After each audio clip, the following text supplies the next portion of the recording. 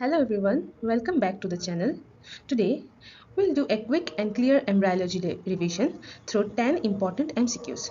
I will not only tell you the correct options but also explain why it's correct. So keep pausing the video and answering before I reveal the explanation. Let's begin.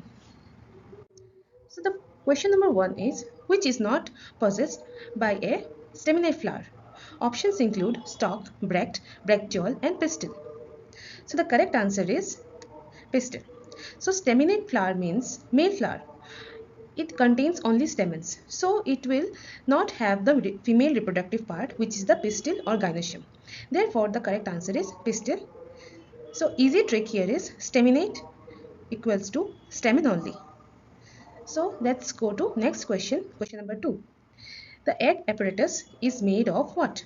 Options include only egg and antipodals, egg and polar nuclei, or egg and synergids. So in typical angiosperm embryo the egg apparatus is a group of 3 cells at the micropylar end, 1 egg plus 2 synergids. So synergids are important because they help guide the pollen tube towards the egg. So the correct option is egg and synergid. So let's go to question number 3. The innermost layer of the pollen chamber, which acts as a nutritive layer, is called what? This is a classic one. So the options here are tapetum, endothelium, endothecium, perisperm. So in the anther wall, the tapetum is the innermost layer and it is highly nutritive, feeding the development of microspores or pollen grains. So the correct answer is tapetum. So the teacher tip here is, whenever you see nutritive layer of pollen, think tapetum immediately. Let's go to question number 4. The egg apparatus is situated at which end?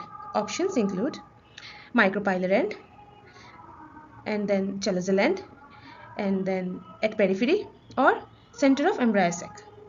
So the egg apparatus is always at the micropylar end.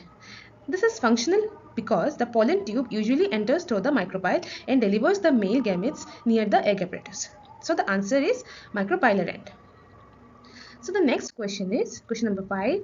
So the formation of the embryo sac directly from the megaspore mother cell is called what? So options include apospory, apogamy, diplospory or agamospermy. So here the key phrase is directly from the megaspore mother cell without meiosis. That is diplospory, a type of apomixis where the embryo sac remains diploid, producing offspring genetically identical to the parent. So the correct answer is diplospory. So let's go to question number 6. So embryo sac represents what? Options are megasporangium, megaspore, female gametophyte or the female gamete. So the mature embryo sac is a multicellular haploid structure that produces the female gamete. So it represents the female gametophyte, not the gamete itself. So the correct answer here is female gametophyte.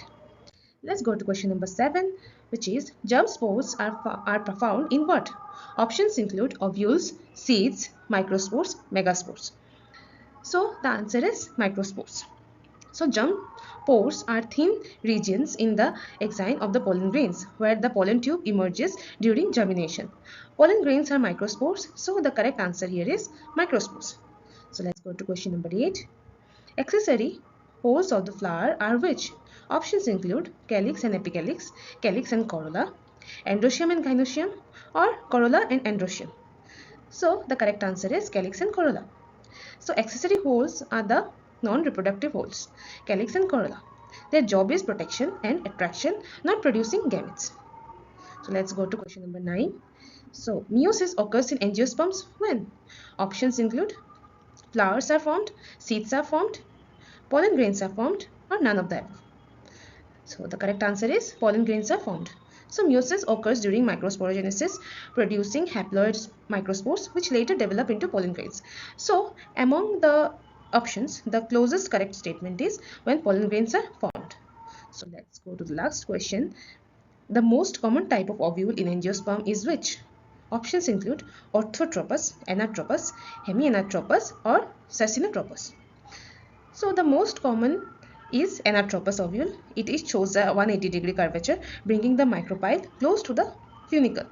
This is the standard form found in most angiosperms. So the correct answer is anatropous. So thank you everyone for watching this video.